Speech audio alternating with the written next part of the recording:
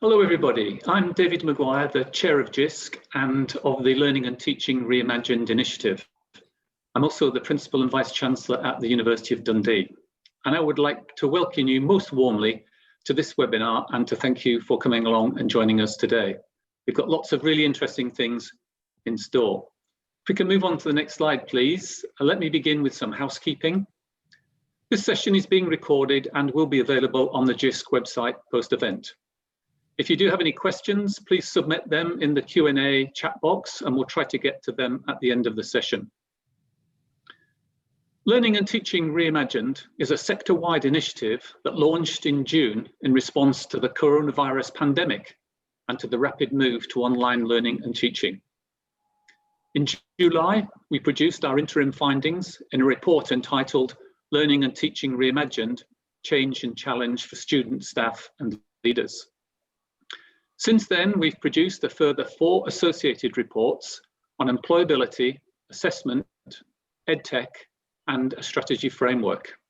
And you can get all of those right now from the JISC website.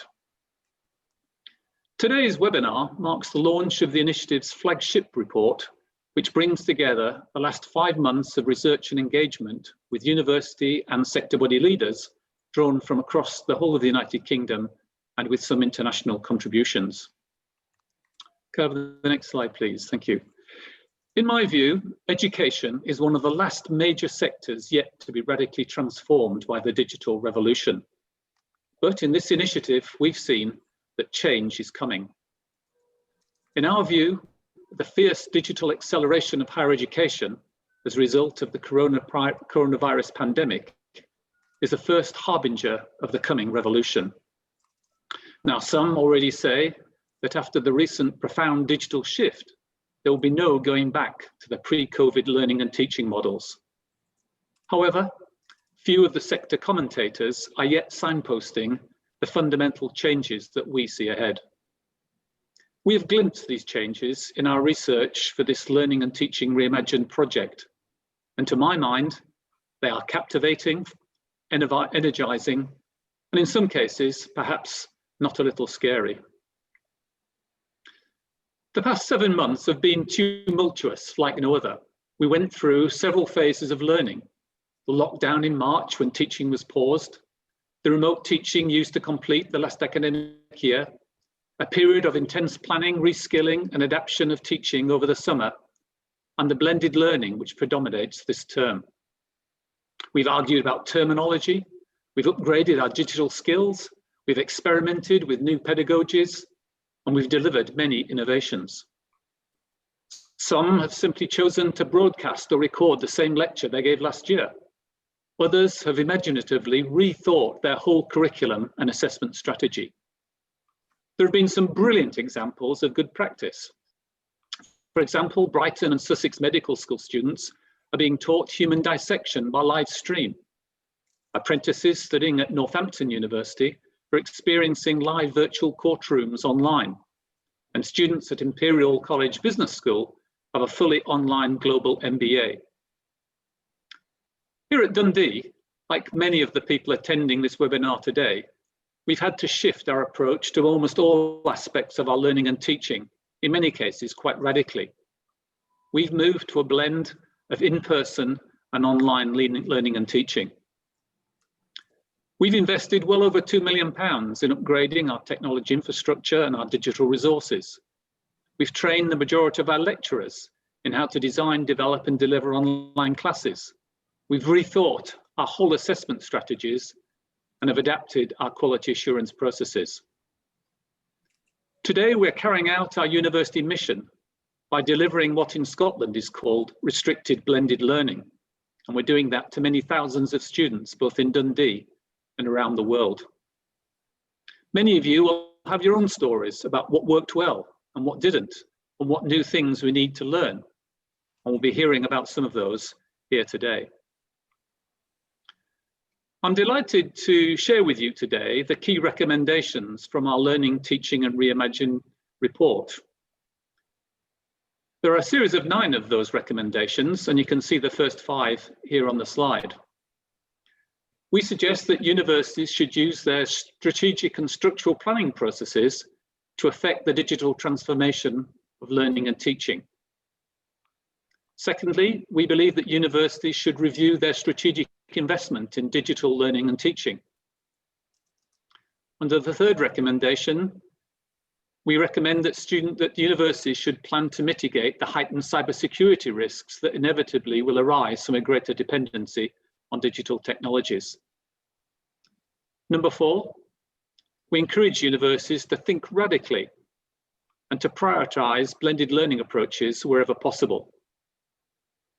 Number five is about accelerating the adoption of blended learning, working closely with students in all aspects of that journey from design to delivery. Go to the next slide, please. It'll show recommendations 6 to 9.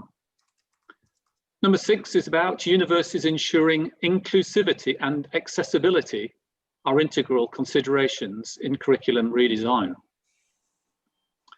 Number 7, universities should ensure their professional development plans include digital upskilling for all of their staff. Under number 8, we recommend that universities and sector organisations work together to establish a research programme into the changing digital preferences and expectations of prospective higher education students. And lastly, we recommend that governments, university and funders look to provide additional funding from their budgets to reduce digital poverty as a barrier to students accessing higher education. And later on, we'll be unpacking some of those and talking about some of the further findings in our report. Today, we're really fortunate that we've got the opportunity to speak with and hear from a number of key university leaders. On the next slide, I'll give you an overview of what's coming up in this webinar. In the first part, Louisa Dale, Director of Insight at JISC and a leading light in the carrying out of the work for this project, will talk through the major conclusions and recommendations from this sector-wide piece of research. Then members of our Strategic Advisory Board will take part in a panel discussion about what learning and teaching reimagined means to them as leaders in their higher education institution. On the next slide, please. We can see that there will then be some lightning talks delivered by 4 leaders from the partner organisations who've been involved in the research and in formulating the report. They're going to tell us about what their organisation will be responding to and how they plan to support universities in the future. If I can move on to the next slide, please. So the first of our speakers today is Louisa Dale, who's the Director of Insight at JISC, and she's going to tell us about the key highlights from the report. So let me hand over to Louisa and invite you to turn on your camera, please. Louisa. Thank you. Hello, David. Hope everyone can see me. Good to see you've got some dramatic natural lighting coming in here on this beautiful autumn day, and it looks like it's sunny for a lot of you. So through this 5-month programme, if you could have the next slide, please. We've held 3 horizons in our view. We were providing peer support, sharing insight from the emergency response to COVID, and that really helped us gain an understanding about what was going on in the sector. We've spent some time in this research too, looking to the far future, which feels difficult for us all right now, no doubt. But as we heard from one leader who contributed a vision, they found the exercise actually enormously stimulating and even a little fun. And this is, as we hoped, considering possible, probable, preparable futures for in uncertain times helps us sharpen strategic focus, and as we found, can be actually quite energizing and motivating. And looking to the far future really matters when considering digital transformation. It's a significant shift. It will require attention and effort over the long term. Most recently, we've been exploring with universities what they'll need to help prepare them for the next important years of recovery and renewal beyond COVID. So what have we learned? In June, we set out as partners in Learning, Teaching Reimagined with targeted advice and guidance, peer support, and to gather insight on the immediate challenges. In all honesty, we didn't cover any real surprises. UK universities had obviously delivered a tremendous response in shifting operations and learning and teaching online, but what we did uncover pointed at a collective lack of maturity in technology-enhanced learning and teaching at scale. with notable exceptions, of course, from some world-leading online providers such as the Open University or indeed University College of Estates Management. So today we launch our new report, Learning and Teaching Reimagined, A New Dawn for Higher Education. You will receive a copy of the report at the end of this session. If you simply can't wait, you can find the report newly published online now. But let's take a look at some of the key findings. Counter to common perceptions, perhaps, there's much about online learning which students do like. While it's clear students prefer blended learning, that's both online and in person, right now, their experience of online, they told us they miss social connectedness. And that was actually reinforced today by Wonkie's latest student survey. So physical restrictions are impacting here, but it also suggests there's something lacking in today's learning platforms that don't appear to give students the social interaction, the level of social engagement that they're seeking. Also, interestingly, students were clear with us that they wanted to become more involved in shaping learning and teaching. And pleasingly, this is something lecturers and certainly leaders who engaged with us are keen to do. Lecturers see blended learning as becoming the standard model for UK learning and teaching in higher education. They're keen to take this opportunity to rethink, but they don't want to move fully online. They see opportunities and their opportunities grow as their confidence in digital grows. Clearly, COVID remains quite a thing for us all. And so it's important to understand how it feels to lecturers, making a huge shift of practice in course, in delivery, while most inevitably being stretched in some ways in the work and home front. And as lecturers, leaders perceive the future of learning and teaching to be blended. There's much that has challenged us all through this last year, of course, but leaders want to harness some of the creativity and innovation that they've identified in the past year. Indeed, they're actually eyeing the potential to take UK higher education even further. But it was clear from our extensive qualitative sessions and the surveys, blended learning will become the dominant model of learning and teaching in higher education. But as university leaders acknowledged, this digital transformation in learning and teaching brings challenge, and we've identified 7 through our research. Putting digital at the heart of university culture, well, digital transformation reflects a fundamental shift for any organisation, and it's as much a people thing as it's a technology thing. So is obvious, but leaders and governors will play a very important role over this next period. And in terms of investment, we recognise the pressures on universities right now. Balancing out investment across physical and digital campus will mean there are some difficult choices to make, no doubt. We can't overlook that a greater reliance on technology will also introduce heightened threat exposure to cybersecurity incidents. So future investment will require close strategic attention. And with university finances in mind, we feel that the shift of quality blended learning is to be sustainable and affordable. It will require system-wide attention. For universities themselves, redesigning learning and teaching presents challenges, but actually we think and see huge opportunity, as do many of those that we spoke with. They're positive. They see especially a potential to bring students much more closely into the design and delivery process. And not just the typical student, whoever they may be, but considering all students, whether they have additional needs or particular preferences. We think this is highly likely to become more important in the future. Allowing the time and space for students and staff to increase their familiarity and confidence is clearly so important today, but the need for greater digital confidence was something that we heard repeatedly throughout our research. And that's digital confidence at all levels and across all parts of the university. We certainly saw some signs and evidence of improvement, but we think that as we begin to recover from COVID, particular effort will be required to ensure that students and staff continue to feel supported and remain motivated. And also there's work to be done in reflecting how attitudes are changing, and they have changed through COVID. Bust some myths, so we're really clear that online doesn't mean low quality or cheap.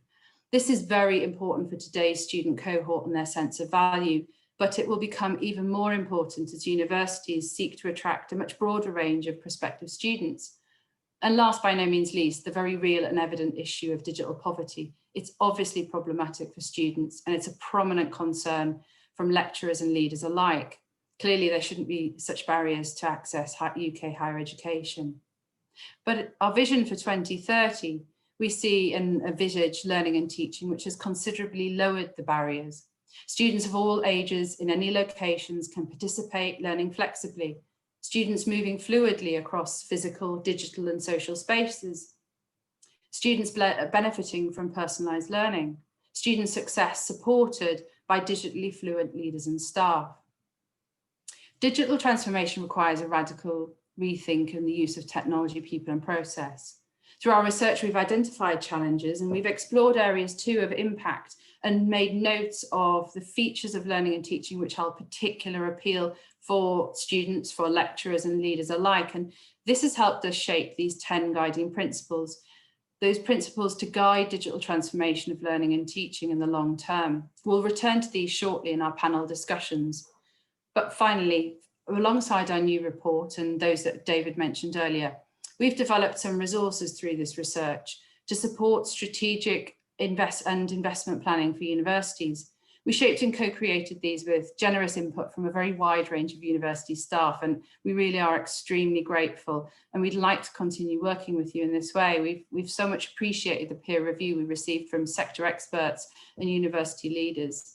So the resources we're releasing today, we hope are just the beginning. If you'd like to share a vision, or you would find a new primer useful, or you just want to tell us how you'd made use of our resources, or you have a particular need and would require more, then do let us know and keep in touch. Over to you, David.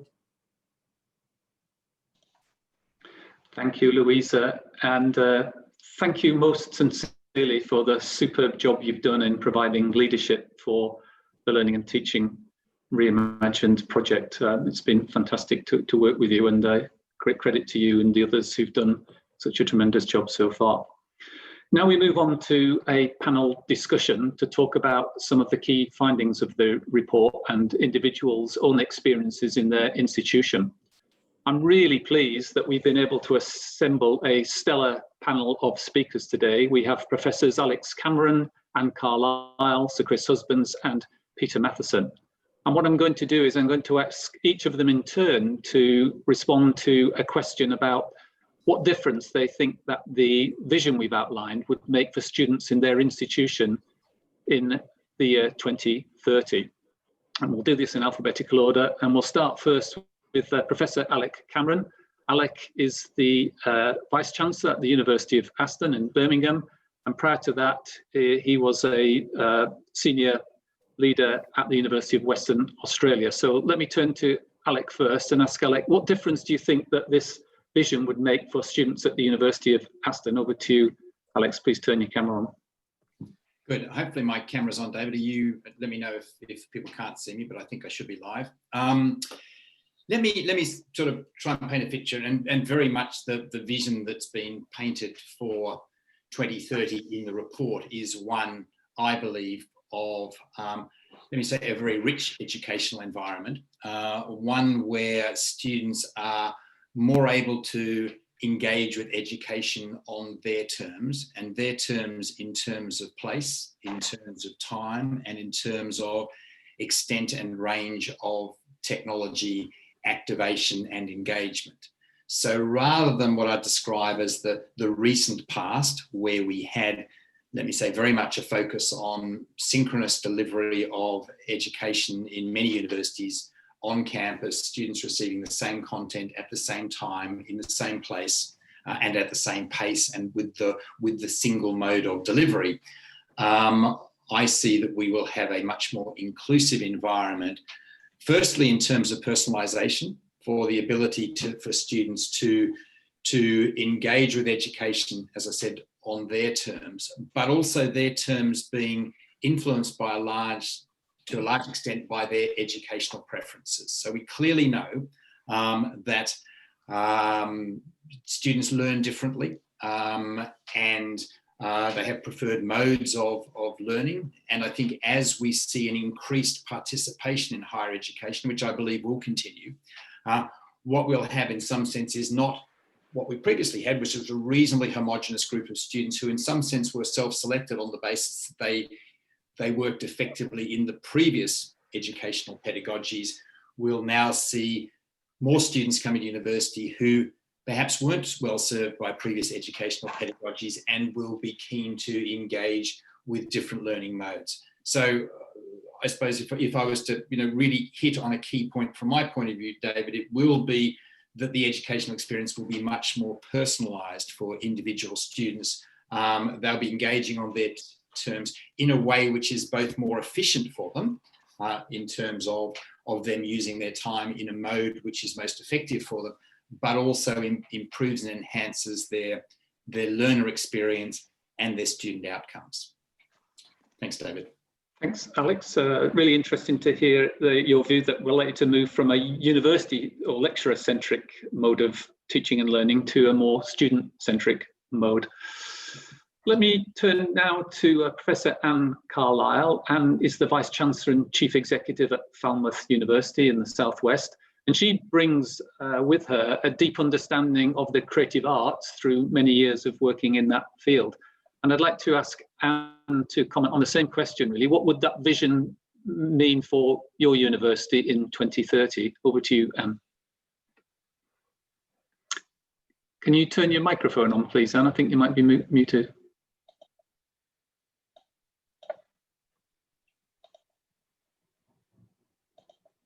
I'll mute my audio. Can you There you hear go, me? I can hear you now. Thank you. Go ahead, Anne.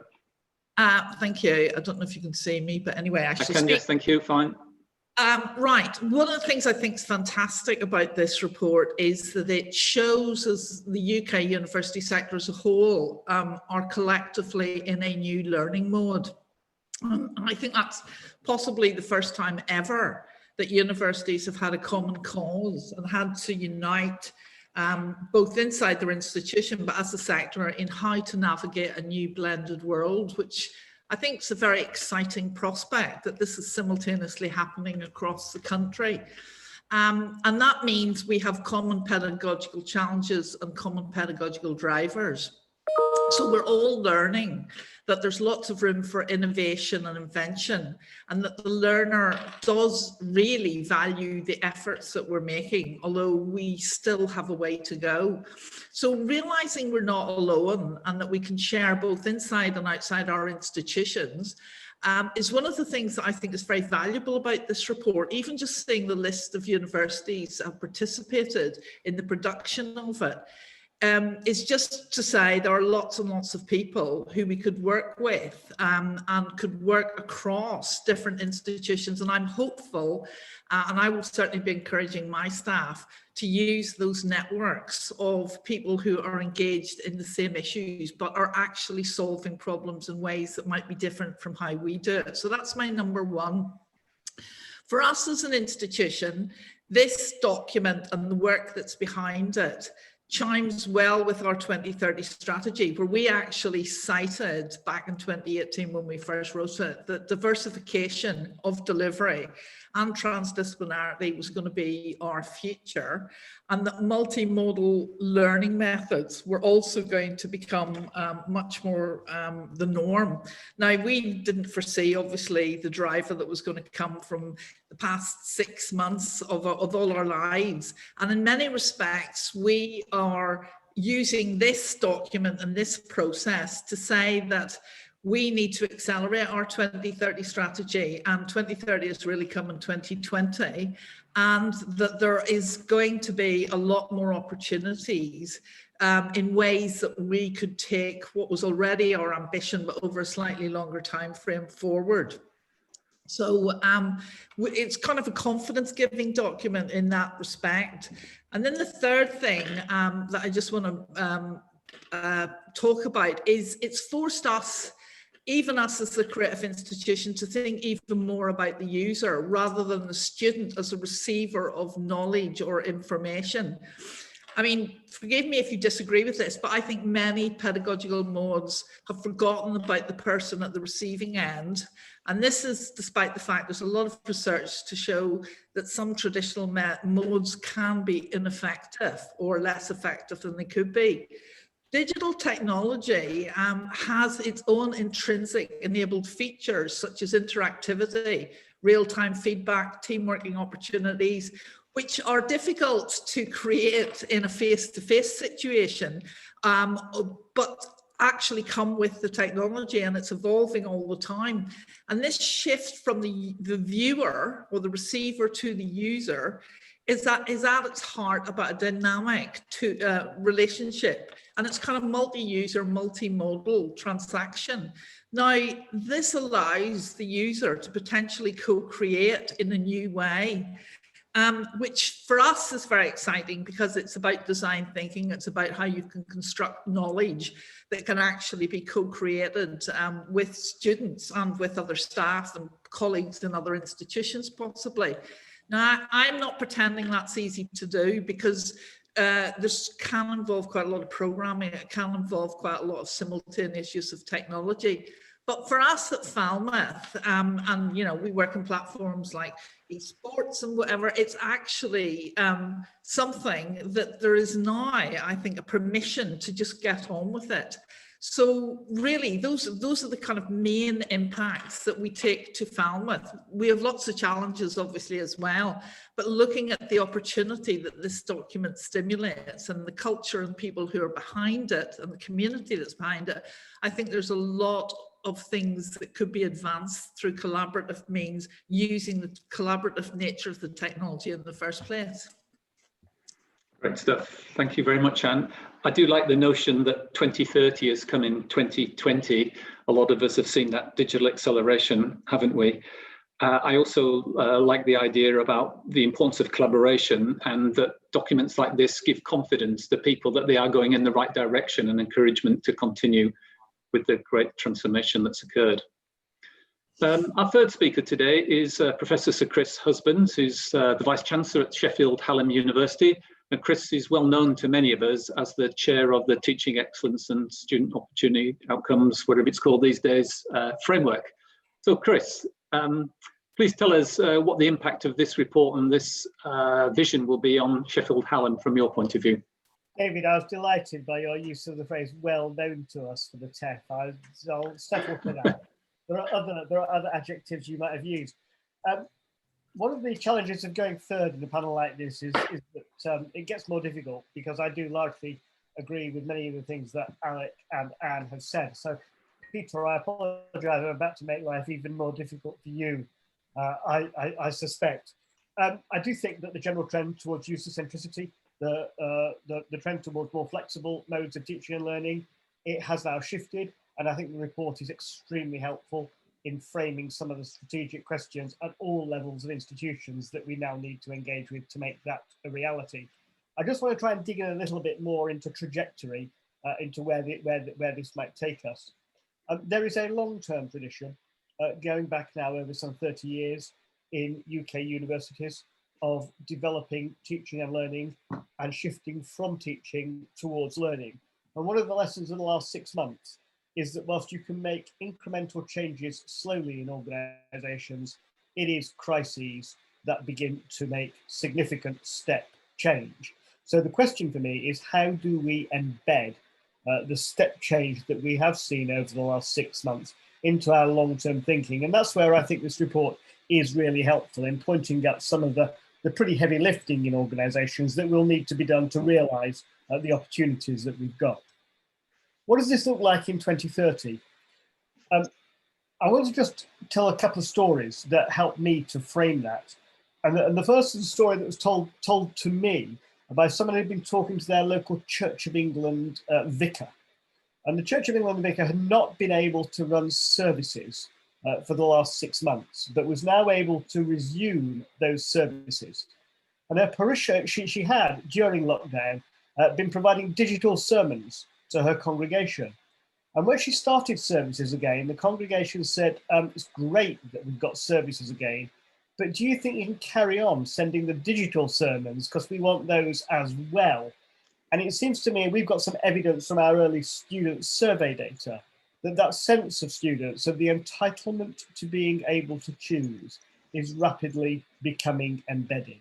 And I think the challenge for us in the long term is matching institutional offer to student expectation.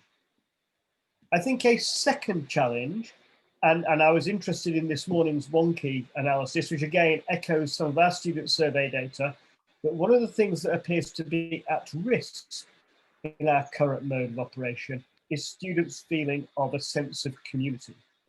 And it seems to me that the big challenge in redesigning learning and teaching over the next decade is how simultaneously to attend to individual learning need and the affective, emotional, social, and collective learning, which has been so important in socialization, in professional formation, and in learning in higher education for as long as we know. So that sense of preserving the social as well as the individual is going to be one of the things that we need to attend to. And then finally, my background is in, as many of you will know, education research and policy. And there are very, very few quotable lines in educational research, but one that is infinitely quotable is Lawrence Stenhouse's famous proposition of no curriculum development without staff development. And it seems to me that we have done a huge amount over the last 6 months, rapidly to equip our staff to respond to the challenges of the present. But there is, and the report demonstrates this, an absolutely enormous job to be done to ensure that we get all of our staff to a position where they are confident co-designers of learning, co-creators of curriculum, and co-assessors of student development. Thank you, Chris. That's really insightful, and particularly the point you made there at the end about the need for the development of people as well as the development of technology. And that's a great little soundbite there, no curriculum development without staff development. I liked your little story about the vicar as well. Of course, there are some lecturers in higher education that believe that all of their output is a sermon, but that's perhaps a story for another day. Now, turning to our fourth speaker today, Professor Peter Matheson, who's the Principal and Vice Chancellor at the University of Edinburgh. Peter's a medic by training, spent quite a bit of time as the President and Vice Chancellor at the University of Hong Kong, so he's able to give us both an international and a Scottish UK experience as well. So turning to you, Peter, how do you think this report will land in Edinburgh, and what do you see the impact of the vision will be on your university in 2030? Thanks very much, David. I hope everybody can hear me. As Chris says, it does get harder as time goes on because a lot of the points that I might have made have already been made. If anybody had said anything that I really profoundly disagreed with, I would get a bit of controversy into the event by taking them on, but unfortunately they didn't. I agree with most of what's been said. I've got some general remarks, and then I've got 3 specific points, if I may, David. So first of all, it was a great pleasure for me to be a small part of this piece of work, and I'm pleased to have been involved. And I'd just like to add my thoughts and my admiration to Louisa and the team, who did a fabulous job of running the project. And as I say, it was a pleasure to be part of it. For me, what the project typifies is a sort of leadership mantra that I've always subscribed to, which is that in order to succeed, you have to turn every threat into an opportunity. And I think what's happened through this work is a sort of assessment and a gathering together of some of the ways in which various creative people in our sector have managed to do that. It's been a really rather invigorating piece of work, because we're able to see how people have turned adversity into benefit, and I think that's been really quite a powerful thread. And I think all of us believe that we don't want to see a full return to any of the old ways. I mean, we want to adopt the things that have worked well, and we want to learn from them, and we don't necessarily want to lose that learning opportunity. The biggest issue for me, which has come out in the report, and I think is receiving a very welcome degree of emphasis, is the phenomenon of digital poverty or other aspects of equity of access. So the risk that what happens with a move to digital education is that you risk increasing the gap between the haves and the have-nots. We've seen this to some extent in the school sector. Certainly friends of mine in Edinburgh whose kids are in state schools felt that they got less digital education during the period of lockdown than some of the kids who were in independent schools. And so there is definitely a risk, I think, of the haves and the have-nots becoming more polarized, and we see that in universities as well. And we know that the students that do least well from a rapid switch to a fully online provision are students from disadvantaged backgrounds. So for me, it's always been a personal priority to try and do everything that we can to level the playing field for education. And I think there are real challenges, as people have said, around digital provision in that domain. And then the last of my general remarks is just to say, I would make the contrast between what we did in the early months of the pandemic and what we've done in the latter part and what we're doing for the future.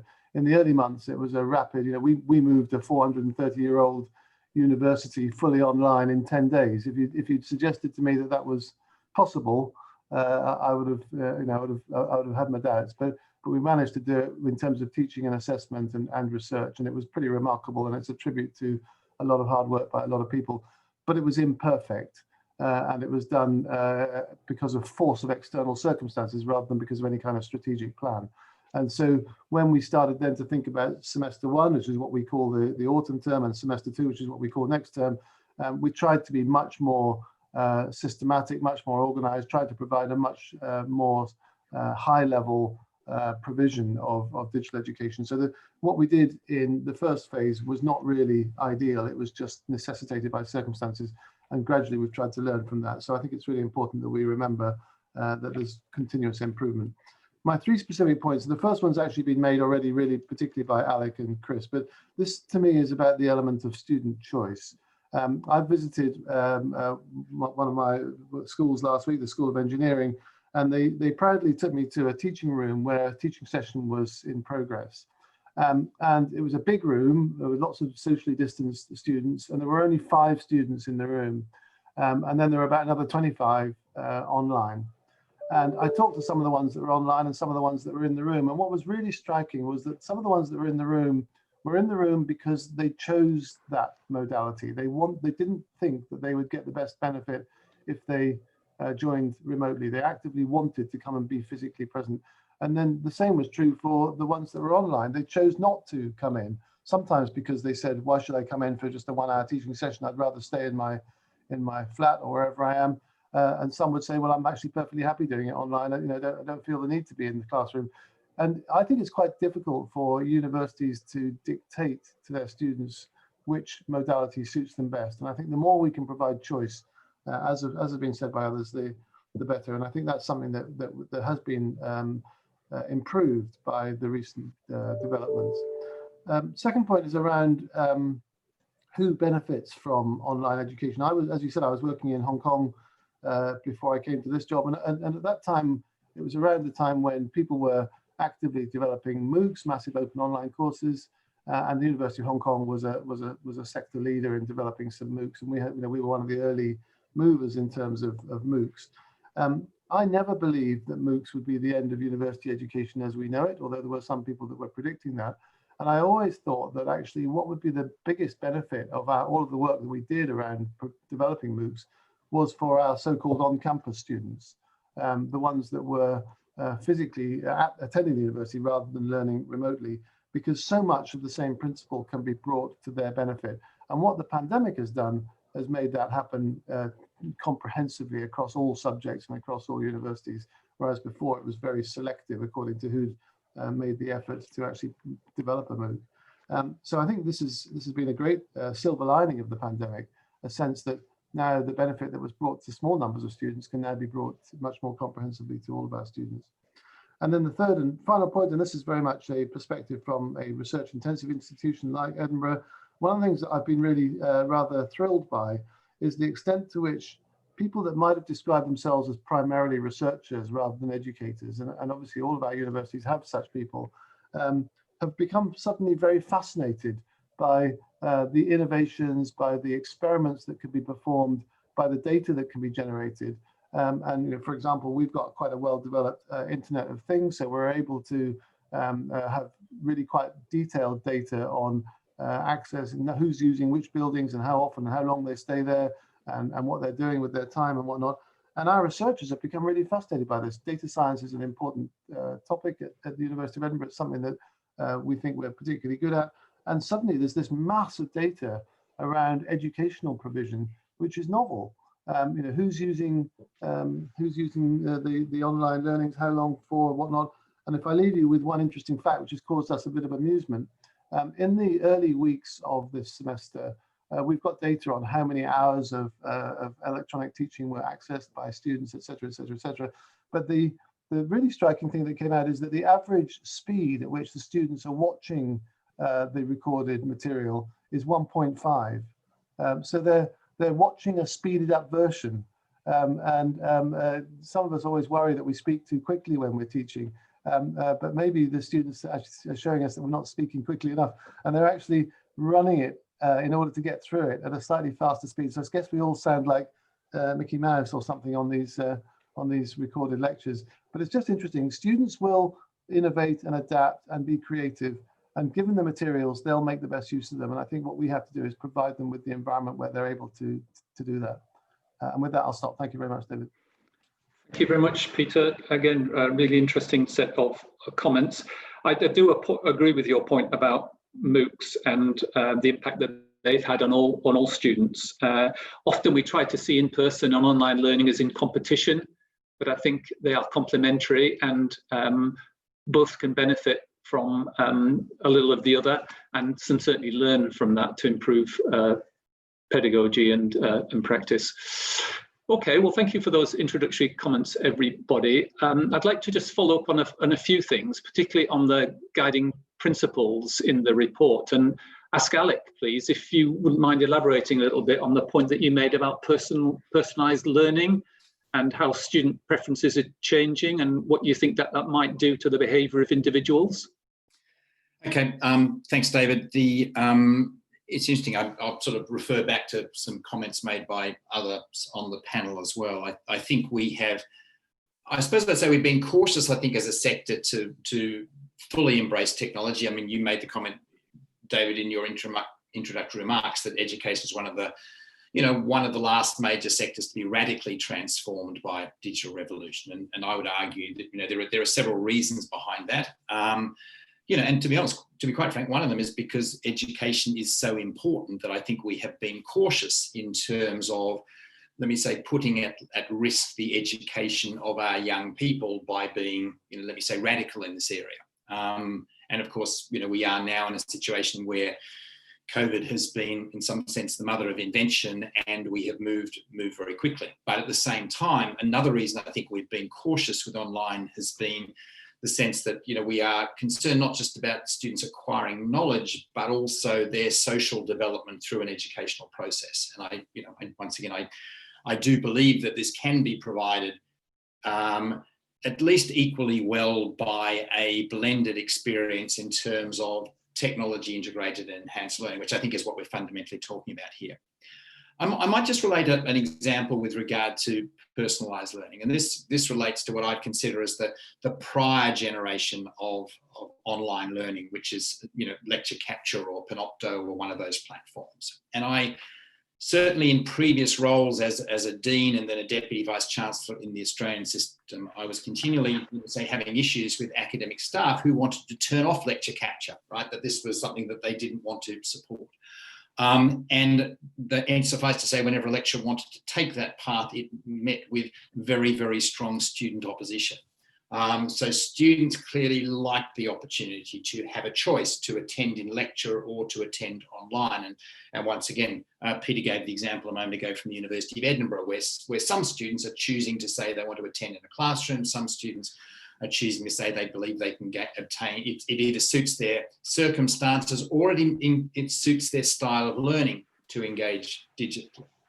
And so the guiding principle I'm drilling into here, David, is about the personalisation, the ability in some sense for students to exercise choice. We are providing choice to our students at the moment. We are providing them with the option to come on campus for some in-person activities at this time, but we're also giving students the option in most areas to be able to say if they're not comfortable, if they're anxious, if they've got other considerations that mean they can't come online, they can engage with them, those activities online if they're not able to attend in person. I think once you offer choice, it's very hard to turn choice off. And one of the things that I think will be a challenge for us with regard to personalisation, and something Chris Husbands and I have discussed previously, in some sense, is the business model for ultimate student choice. Because I think naturally some institutions will pick on different aspects of personalisation and seek to provide those. I think what we'll have to work out as a sector in some sense is to what extent do we have capacity to provide ultimate choice? Because usually there is a cost associated with different modes of delivery, and offering all modes of delivery probably won't fit within the funding arrangements for universities, but also I think universities will choose where they wish to position themselves in terms of the diversity and mix of choice and technology relative to the on-campus offering. So I think there's some of the issues that we'll face as an institution and as a sector in terms of delivering personalised learning. As I said, I don't think it's something we can turn back the clock there. I do think it's very, let me say, democratic, because it enables students to choose the mode of learning that works best for them.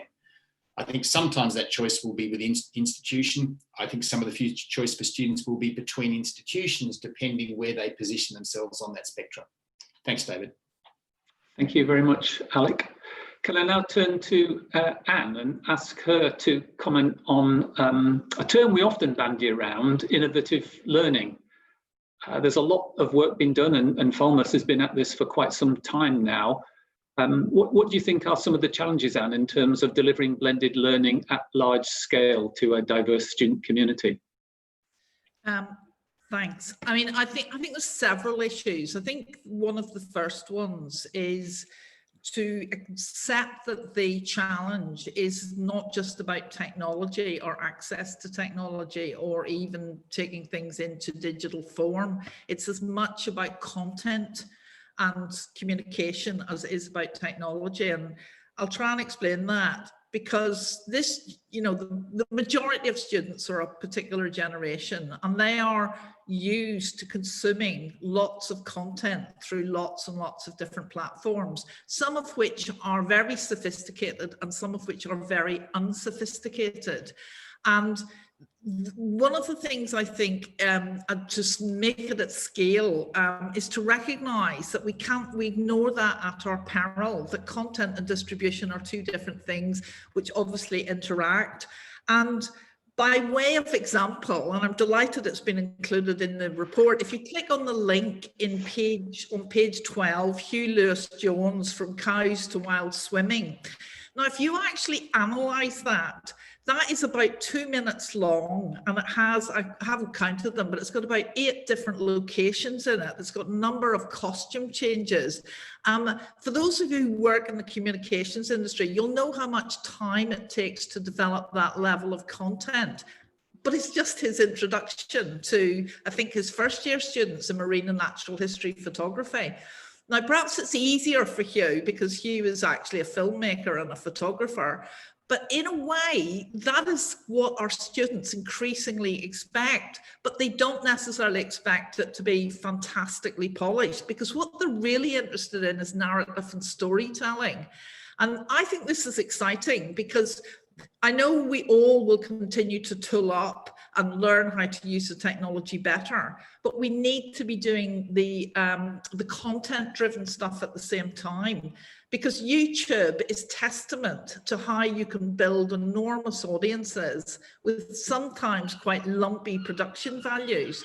So how do we do that at scale? Well, there's a whole raft of skills that I think all of us continue to need to develop. They're on the digital, managing the technology, but they're also on the storytelling, narrative, and communication.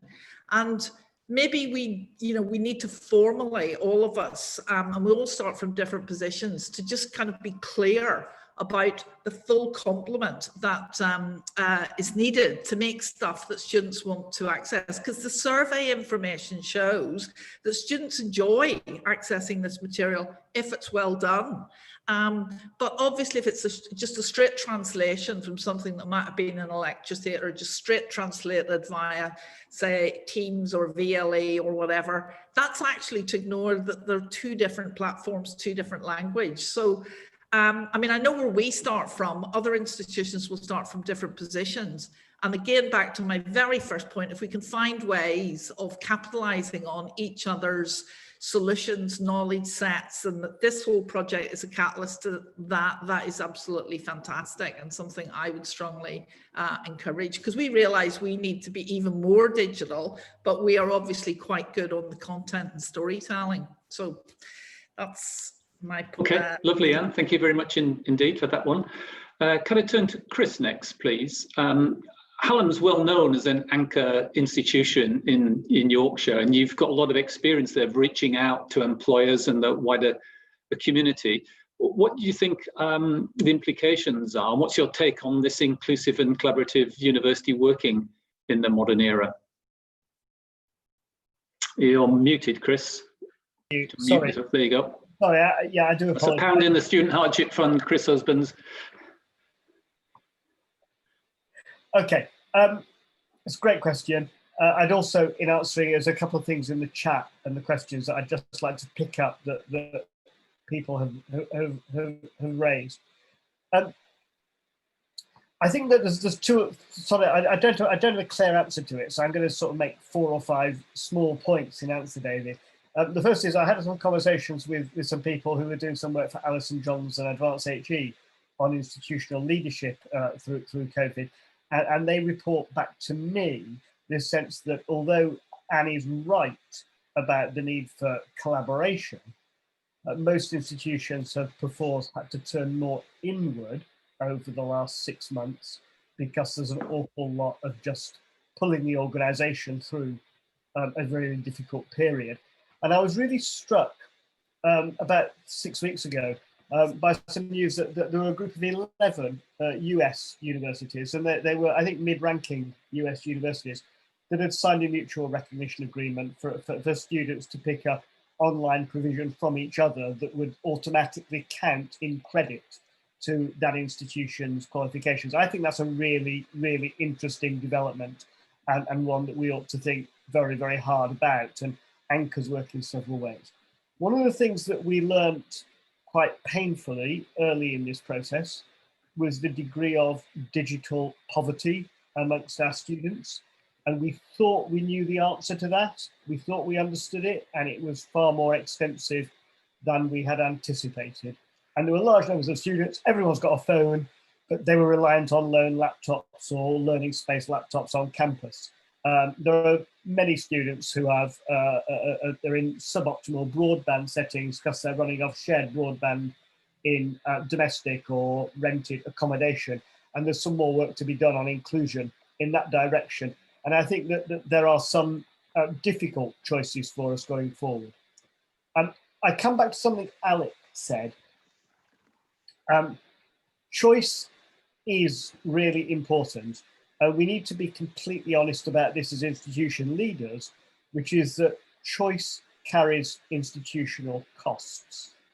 And it seems to me that in order to maximize choice in some areas, we may have to more tightly specify in others. And for me, some of the strategic choices going forward are where do you need to standardize and simplify in order to increase flexibility and choice in other areas. And I think that might take us into some quite different directions for different institutions. And then my last point, which is a point that I think Jill Fell raised in the Q&A that I picked up, is this question about what is the relationship between the digital offer and the physical campus? And we are starting to think quite hard about what the future of what we're increasingly call the extended campus, the entire facility through which we are structuring teaching and learning, the physical and the digital, what the implications that has for our physical footprint in and beyond Sheffield. And I think, again, there are some choices, because we all have to remember, I don't think anybody should duck this, that we have an almost certain guarantee that over the next 5 years, there will be no increase in the flat undergraduate fee. So we're trying to take digital transformation through a period of extraordinary resource constraint. And I think that means that there are going to be some tough institutional choices that will take institutions in different directions. If we can make those choices by building effective collaborations, we might make them more imaginative. Thank you very much again, Chris.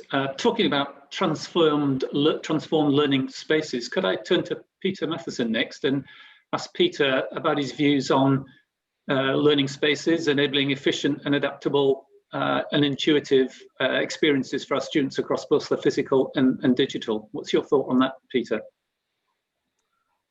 Thanks very much, David. Yeah, so clearly we don't know all the answers to that yet, but we're starting to anticipate them. And so one of the measures that we had to take at the University of Edinburgh very early on when we saw the pandemic coming was to suspend our capital program because we were worried about cash flow.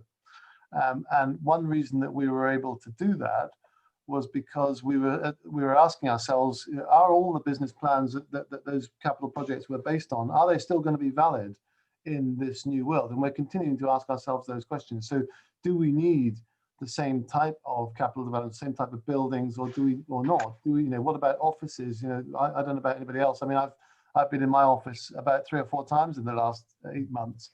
And so there's at least one room in the University of Edinburgh that's being seriously underutilized at the moment, and of course there'll be many more. So we are beginning to think about how this recent experience should impact on our capital planning program.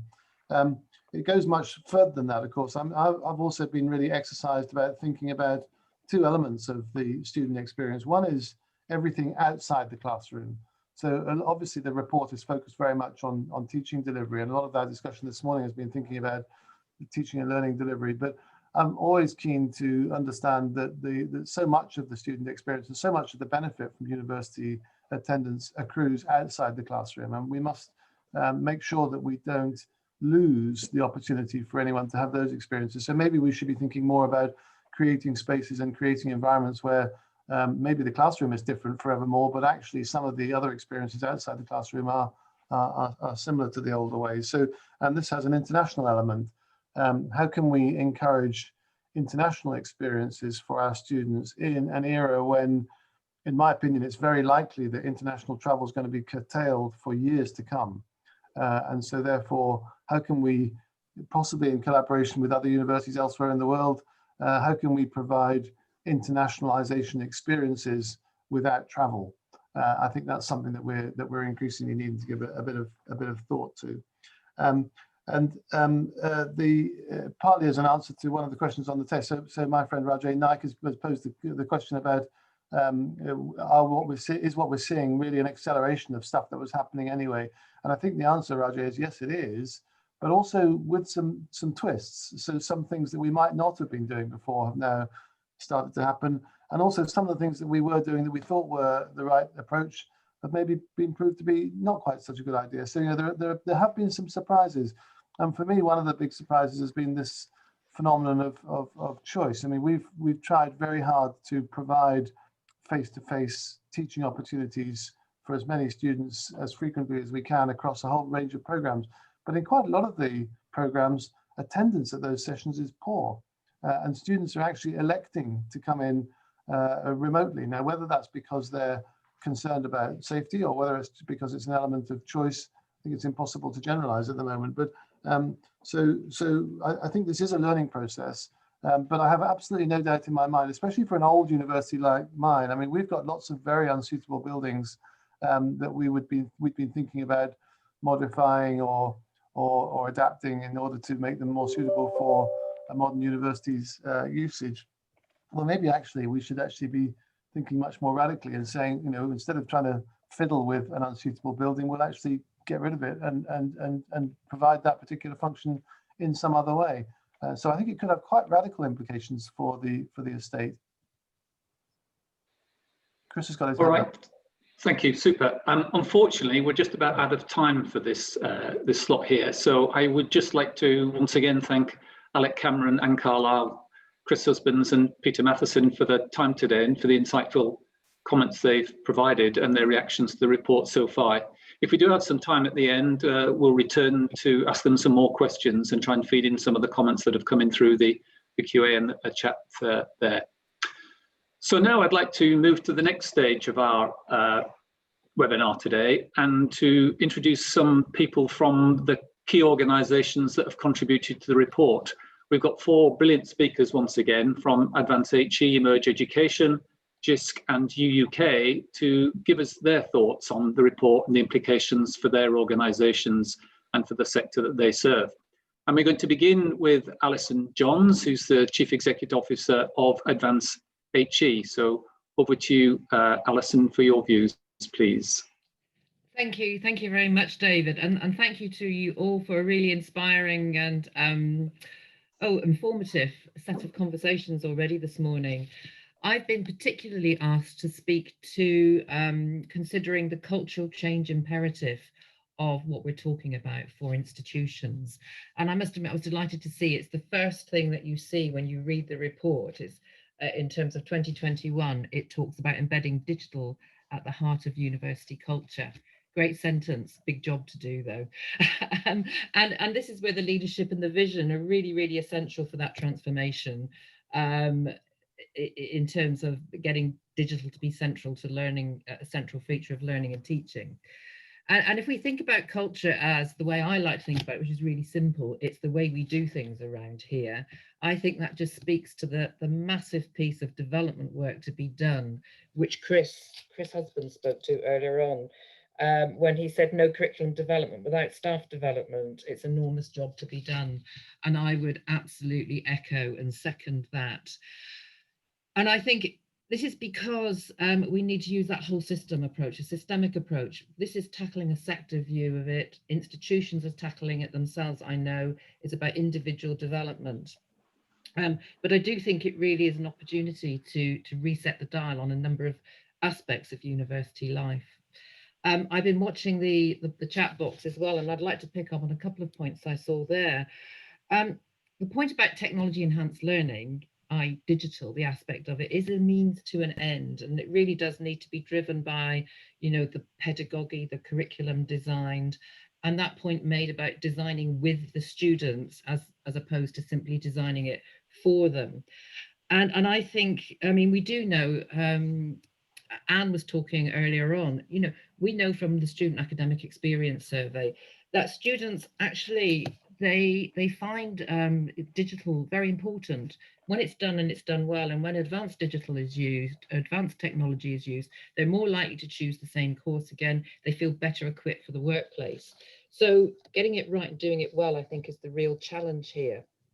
And for that, though, I think to really get traction, it requires every level of the institution to question its practice and its assumptions about teaching and learning. What makes for good teaching and learning? If culture is the way we do things around here, unsticking the Velcro from the old ways of doing things where we don't, we've always done it this way, and shifting the dial and sticking the Velcro onto a new way of doing things really does require a deep interrogations of the assumptions we bring to what is good pedagogy, what is good teaching and learning. And we do need to draw in every aspect of the institution into this. We believe in distributed leadership, that people lead at all levels. And so we need to think about how do we accelerate that thinking? How do we create the space for those assumptions to be challenged, to really think about new ways of doing things? And I think, I've also heard people talk about governors. It's in the report. We need to draw on the governance to sponsor these activities to help drive them through. The other challenge, the really big challenge, is creating a new language where we can all understand what we're talking about. And that really is a big piece of work as well. I think there's another great opportunity here, though, which is about resetting the dial from strategy to the learning experience, and particularly in relation to EDI. The fast transmission onto teaching and learning was fantastic, but we know from the Disabled Student Commission, which we host, that it actually left a lot of disabled students behind and excluded them. So we've got an opportunity now to build in accessibility and inclusion right from the start.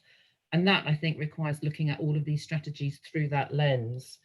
So what can Advance HE do to support and help all of this? Well, all the things I've talked about, culture change, strategy, leadership, governance, pedagogy, EDI, that's what we do. And during the COVID period, we've been talking and listening to our members a lot. And we have developed a whole number of new services, including reimagining strategy, transforming culture, working with program leaders. We're working with Surrey University at the moment on active digital design projects, scoping what does digital first working mean. So very much working with our members on their particular issues.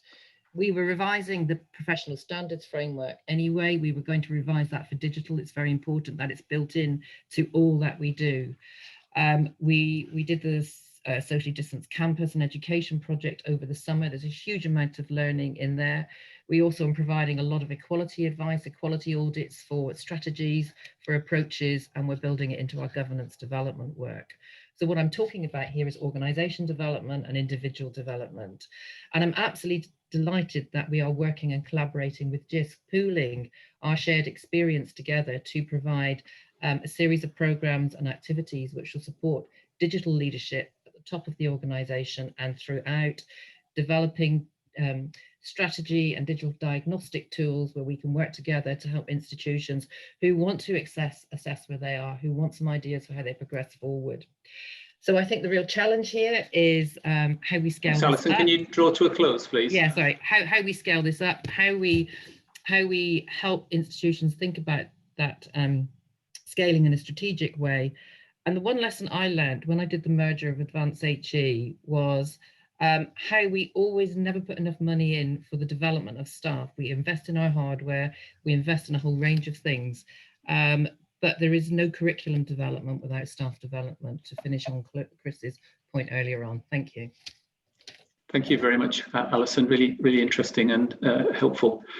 Next, let me turn please to Nick Newman, who's the partner in Emerge Education. That's an organisation that invests in new technology startup companies in our sector. Nick's going to reflect on education technology and a thing called the Step Up Initiative. Over to you, Nick. You're muted at the moment, Nick. There you go. Always get paid to do that. Thank you. As a first generation university student who managed to do his entire degree with pen and paper, people find it extraordinary now to think that that was only 25, 30 years ago. And here we are today talking about everything going digital. And obviously for me also now, I have personally seen 4.5, maybe 5,000 edtech companies over the past 7 years, and we've invested in 60. And that's the experience we've brought to the table here today. So next slide, please. I'm going to take you through whistle stop tour. What is Step Up?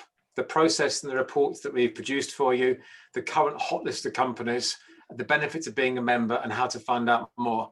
The essence that I'll go back to is what Anne was talking about, is confidence.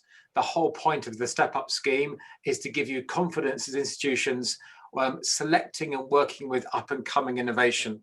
The long-term strategy paper that you will see mentioned on the page 29 and 30 of the large report that Louisa shared earlier, you'll see refers to a strategic framework. And in there, through the many interviews we've done, there's never been a greater appetite for innovation.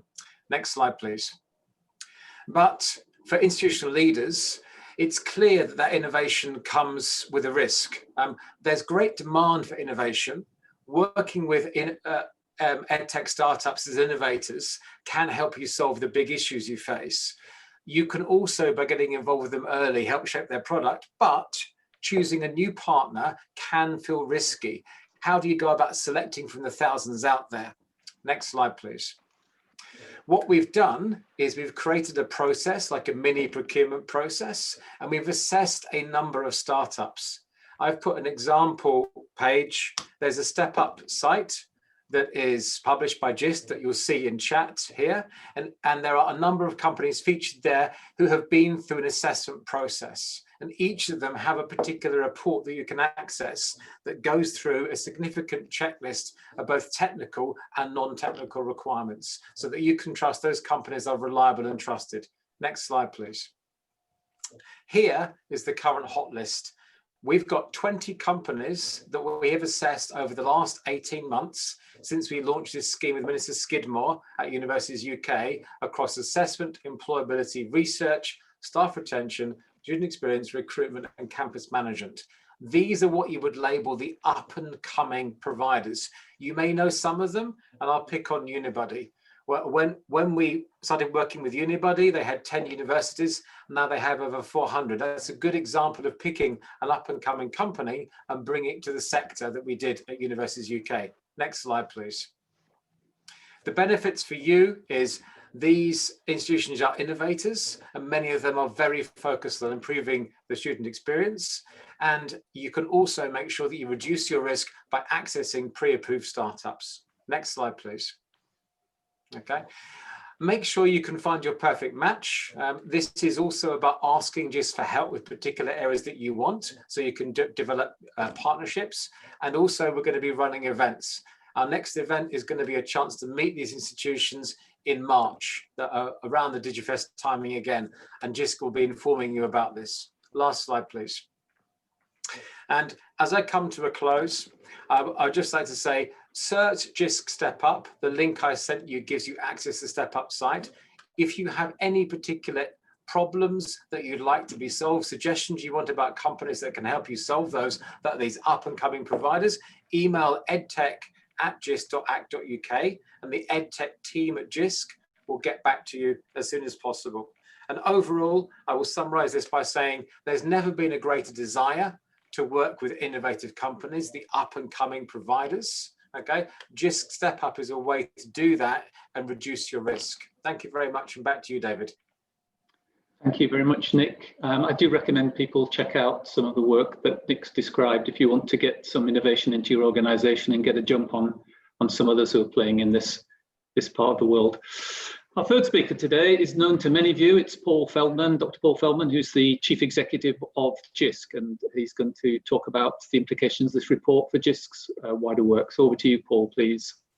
Thank you, David, and actually thank you for everybody that's spoken today. I think if you step back and look at the brilliant debate we've just had from our advisory panel and the great questions that are coming up in chat, and the Q&A, it just shows that this is the start of a process. This report is definitely not an end, and we're very carefully positioning it as the first of a set of things. So certainly us as JISC are looking at all the recommendations that come out and the needs of our universities to really understand what we need to do to support universities in the transformation that they're going to have over the next 10 years. So we've been launching over the past couple of years our Education 4 vision, which is the way that some of the new technologies are going to change the way that teaching happens. And Peter talked about how IoT, Internet of Things, at Edinburgh is already changing the way that people are thinking. And we're just going to see this accelerate. COVID-19 has fundamentally shifted something. And one we as JISC are really putting all of our effort in to make sure that we move forward from there and we don't go backwards. And this is a change for good. There are key issues we need to address. Digital and data poverty has been mentioned a few times and is something that absolutely needs to be tackled if we really want to take the most of this. Co-creating content so that it can be used, because some of the content we're going to need in coming years is extraordinarily expensive to produce and maintain, and we're looking at those types of things.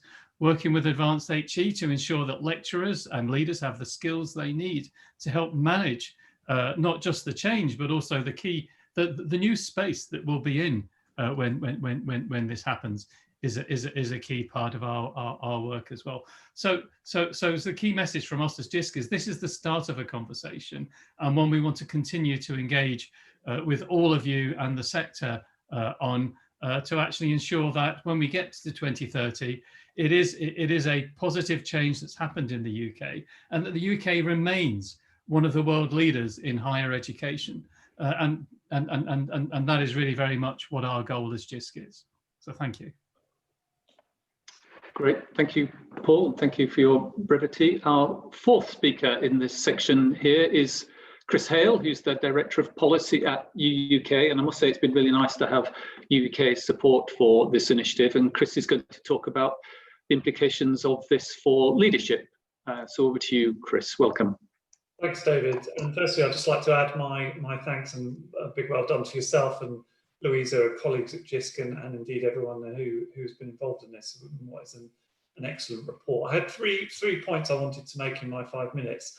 The first one is, I think the great thing about this report is that it sets out a vision of digital transformation, which I think is largely achievable. And I think that's sort of evidenced by the debate we had in the panel earlier. And through the recommendations, I think we have a start of a roadmap and where institutions can position themselves and think about their own future. And whilst obviously the COVID pandemic has been a catalyst for that, I think this has a real advantage over previous commentary and previous reports in this area, which have sort of tended to berate the sector for slowness of response or focus too much on the technology. And I think we have a practical tool here which leaders can use to drive forward change in their own institutions. And I think this report will have longevity and be an important tool for serious engagement.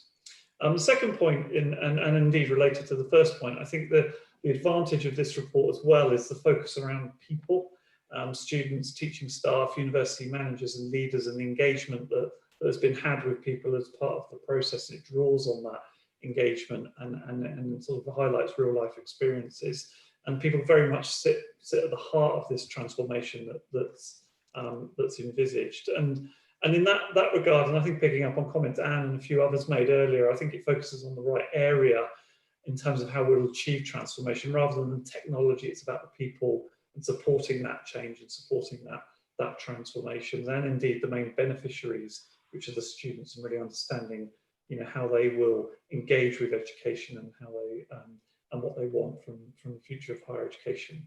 The third point, and I think from a university leadership perspective, I think it also provides a tool to have those strategic discussions, and embedding digital as part of those sort of upstream strategic discussions is going to be really crucial to achieving real change and having a very clear and consistent vision of the future. And I was very pleased that we as UK were able to align the work that Emerge Education had been supporting with our longer term strategy network on digital strategy with this work, to just make sure that digital strategy thinking was part of the considerations here. And there's some great tools in that work and which are included in this report. And I would certainly encourage those of you on today's webinar to use them to support your own institutional strategy thinking and discussions. And as previous speakers have said, I think getting the strategy right is key to unlocking a lot of this. And I'll just finish, I mean, the key themes for me are really about people and strategy, and to finish, I think it's great that that we've done this work, we've been able to be involved in it. And I think it's been a remarkable effort in the short period of time. And I just wanted to sort of really reinforce the points that that Paul just made about this is a great framework, it's a great way forward, but it's really only the start. And you know, we have a great sort of world-class digital agency in JISC, we have Advanced HE, and I think the next steps will be to be thinking about those recommendations, unpacking them, focus on the kind of how-to and how we can get more support and help to institutions to really help them sort of give expression to the vision and some of those recommendations. Thank you very much, Chris, for those comments. Very good points, well made. One of the good things about these online webinars is that we get interactivity with the audience. We've had lots of comments and lots of questions. Just to pick up a few highlights that I've seen in the chat window. Claire reminds us that it's always been about content, hasn't it? And that doesn't really change in the digital era. Content's as important, if not more important, in the digital world, just as it was and always has been in the analog and in-person world. Don't forget the importance of shared services and professional services. That's what Sarah reminds us. We agree with that, but we had to focus on this initiative down on the learning and teaching dimension, although we are conscious that learning and teaching is only really ever as good as the support services which are provided to students and to academics involved in the process. So point well made. Jim and Nick have made a very similar point about the need for collaboration. Nick talks about can we get some technology learning hubs together to act as a sort of digital equivalent of public libraries. And Jim speaks about the well-known idea of open education resources, and can we get a collaborative effort there to develop materials for shared use according to that particular standard.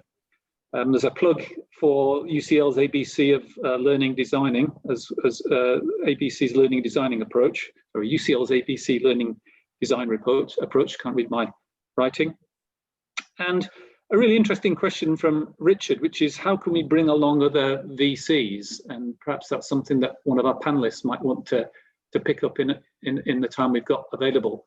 But before we get to that question, I would like to go around the panel one more time and just ask them in perhaps 1 or 2 sentences what you think will be the single most important change that you can make at your university. So if you want to encapsulate all down into one thing, what's the one change that you think you'll make? And let's go through the panel in order again. Ask Alec, please, if he'll maybe speak about that in 2 sentences. Okay, I think I've probably pushed the personalization agenda sufficiently. So if I pick on another one at this time, I do think we need to have a strategic framework. I think a lot of what has been done in the last 6 months, it has been a bringing forward and acceleration of plans that were in many cases in train. But I think we've done a lot of things in the last 6 months that just needed to be done. And I do very much welcome the report at the moment, because I do think it provides a structured framework and model, and hence the basis for strategic choices that universities will need to make. So my view is we need to almost need to pivot back from a, let me say, quite an operational focus in this area now to a strategic focus to define our institutional vision for the future and our pathway to achieve it. Thank you. And what about you? What's the one thing that you're going to do when you get back to work at Falmouth?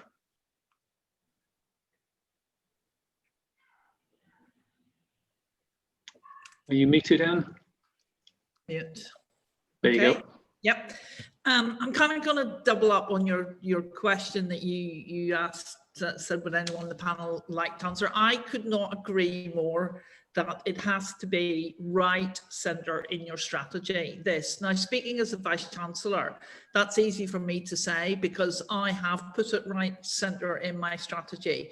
But for those who are trying to influence Vice Chancellors, I would suggest that this sort of whole initiative, particularly if it was thought through in terms of what is the alternative, I think the risks to institutions that don't put it central to their strategy are quite substantial. But I would say that because I have put it central in Falmouth's strategy.